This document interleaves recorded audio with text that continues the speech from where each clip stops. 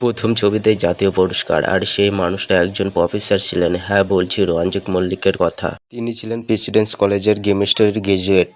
শিক্ষক ছিলেন, হঠাৎ অভিনয় প্রস্তাব পায়, সেটা তার জীবন বদলে দেয়। মৃণাল সেনের ইন্টারভিউ ছবিতে প্রথম অভিনয়, আর সেই ছবিতে জাতীয় পুরস্কার জিতে নেয়, ভাবা যায়। উত্তম কুমার নিজেই বলেছিল অভিনয় চালিয়ে যেতে। এই কথাটা এতটা প্রভাব ফেলে যে রঞ্জিত মল্লিক পেশা বদলে ফেলেন। প্রথমের দিকে অনেকে ভেবেছিল উনি খলনায়ক হবেন, কিন্তু উনি হয়ে গেলেন পরিবারের ছবির ভদ্রলোক, হিরোর প্রতীক। মেয়ে কোয়েল মল্লিকের ক্যারিয়ার শুরু হতেই তিনি নিজে কিছুদিন অভিনয় থেকে দূরে থাকেন, যাতে মেয়ের আলো নিজের ছায়া না ঢেকে যায়।